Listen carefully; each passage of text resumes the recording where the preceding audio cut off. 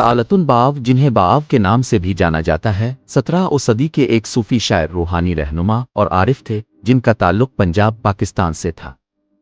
ان کا مکمل نام سعالتن محمود باو تھا اور وہ برن صغیر پاک و ہند کے عظیم ترین صوفی بزرگوں میں شمار کیے جاتے ہیں۔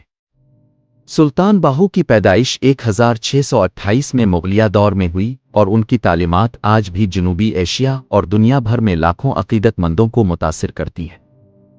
ابتدائی زندگی، پیدائش اور خاندان۔ سلطان باہو کی پیدائش 1628 میں موجودہ پاکستان کے ضلع جھنگ کے قصبہ شورکوٹ میں ہوئی تھی۔ ان کے والد بازید محمد مغل فوج میں افسر تھے اور ان کی والدہ بی بی راستی ایک انتہائی نیک اور روحانی خاتون تھیں۔ روایت کے مطابق بی بی راستی کو سلطان باہو کی پیدائش سے قبل یہ خواب میں دکھایا گیا تھا کہ ان کا بیٹا ایک عظیم ولی بنے گا جس کا بہت گہرا روحانی اثر ہوگا۔ بہت سے دوسرے صوفی بزرگوں کے برعکس جنہیں رسمی مذہبی تعلیم دی گئی، سلطان باہو نے روایتی انداز میں رسمی تعلیم حاصل نہیں کی۔ اس کے بجائے ان کی روحانی ترقی کم عمری سے ہی شروع ہوئی اور ان کی والدہ ان کی پہلی معلمہ تھیں۔ انہوں نے سلطان باہو میں اللہ تعالیٰ کے ساتھ گہری محبت اور معرفت کے ذریعے حتمی سچائی کی تلاش کی خواہش کو پروان چڑھایا۔ روحانی سفر، اللہ تعالیٰ کی تلاش۔ کم عمری سے ہی سلطان باہو میں گہری روحانی دلچسپی اور غیر معمولی باطنی تجربات ظاہر ہونے لگے تھے۔ ان کے دل میں اللہ تعالیٰ سے وصال کی شدید تڑپ تھی۔ ان کا صوفیانہ سفر زیادہ تر رسمی مذہبی تعلیم کے بجائے الہامی بصیرت کے ذریعے تھا۔ سلطان باہو کی روحانی زندگی اندرونی علم، معرفت اور اللہ تعالیٰ کے براہ راست تجربے کی تلاش سے عبارت ہے۔ 40 سال کی عمر میں سلطان باہو کو حضرت شاہ حبیب اللہ قادری کے ذریعے قادری صوفی سلسلے میں بیعت دی گئی۔ سلطان باہو نے قادری سلسلے کی تعلیمات کو آگے بڑھایا لیکن اللہ تعالیٰ کے باطنی تجربے پر اپنے خاص زور دیا۔ تعلیمات، فنافی اللہ، اللہ میں گم ہونا کا نظریہ۔ سلطان باہو کی تعلیمات کا مرکز فنا خودی کو اللہ میں گم کر دینا ہے۔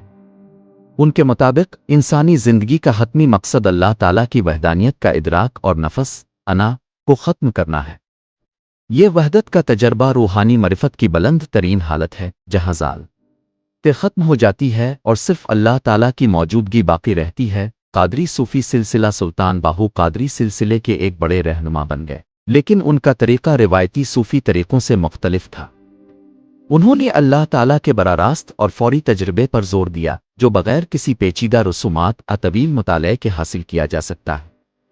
انہوں نے لمبی اور پیچیدہ روحانی مشقوں کی حوصلہ شکنی کی اور کہا کہ اللہ کی محبت اور نفس کا فنا ہونا سب سے سیدھا راستہ ہے۔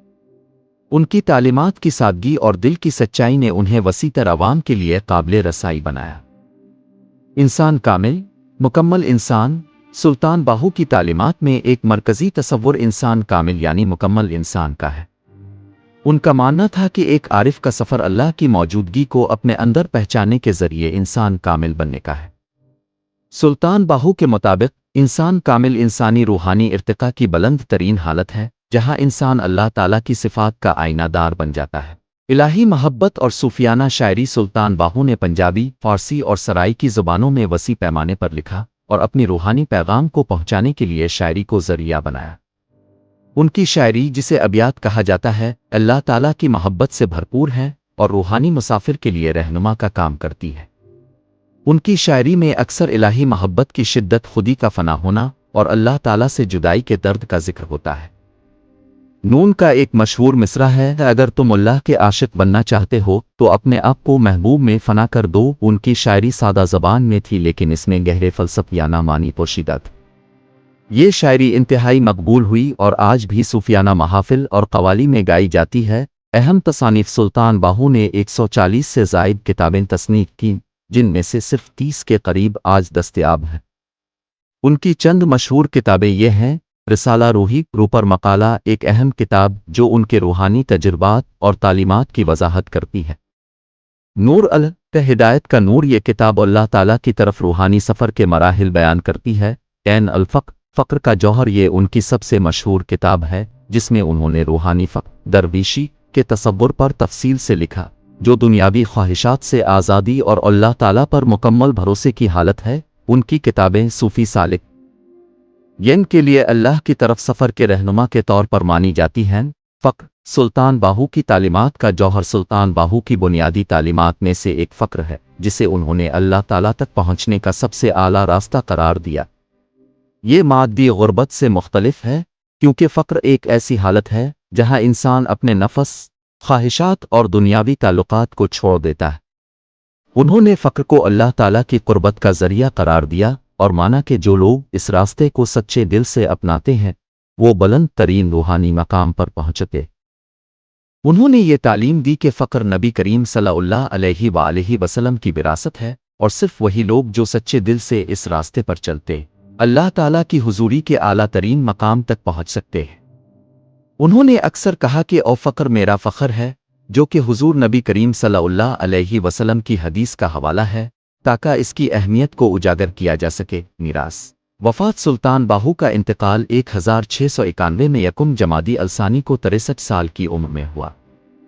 उन्हें पंजाब पाकिस्तान के झंग के करीब वाक़े गढ़ महाराजा नामी कस्बे में दफन किया गया है। उनका मज़ार आज भी एक अहम रूहानी मरकज़ है जहां हर साल हज़ारों अक़ीदतमंद ज़ियारत के लिए आते हैं। असर सुल्तान बाहू की तालीमात ने सूफ़ी इज़्म पर एक देरपा असर छोड़ा, ख़ास तौर पर बरसग़ीर पाक व हिंद में। उनकी सादा और सीधी रविश ने उनकी तालीमात को वसी अवाम के लिए काबिल फ़हम बनाया। उनके पैरोकार जिन्हें फ़कीर बाहुई कहा जाता है आज भी उनका पैगाम मोहब्बत, वहदत और फ़क्र को आम करते हैं। उनकी शायरी आज भी सूफियाना महाफिल में गाई जाती है और उनके कामों का मुताला सूफ़ी इज़्म के माहिरीन करते हैं। सुल्तान बाहू का अल्लाह के साथ ज़ाती तजर्बे पर जोर देने वाला पैगाम मुख्तलिफ सकाफ़तों और नस्लों के लोगों में गहरी तासीर रखता है, जिसकी वजह से वो जनूबी एशिया के सबसे ज़्यादा महबूब सूफ़ी बुज़ुर्गों में शुमार किए जाते हैं। उनका रूहानी सिलसिला कादरी सिलसिले के ज़रिए जारी है और आज बहुत से सूफ़ी सिलसिले अपनी बुनियाद को उनसे जोड़ते हैं। सुल्तान बाहू की अबियात और तालीमात लोगों को उनकी रूहानी तलाश में रहनुमाई फराहम करती है। नतीजा सुल्तान बाहू की ज़िंदगी हक़ की तलाश और ज़िंदगी के हर पहलू में अल्लाह ताला की हुजूरी को जानने के लिए वक्फ थी। उनकी तालीमात अपने मोहब्बत, सादगी और अल्लाह के साथ वहदत के पैगाम से रूहानी तलबा को मुतासिर करती रहती है। एक शायर, आरिफ और सूफ़ी बुज़ुर्ग के तौर पर उनकी मीरास आज भी जिंदा है और वो रूहानी राह पर चलने वालों को रहनुमाई फराहम करते रहते हैं।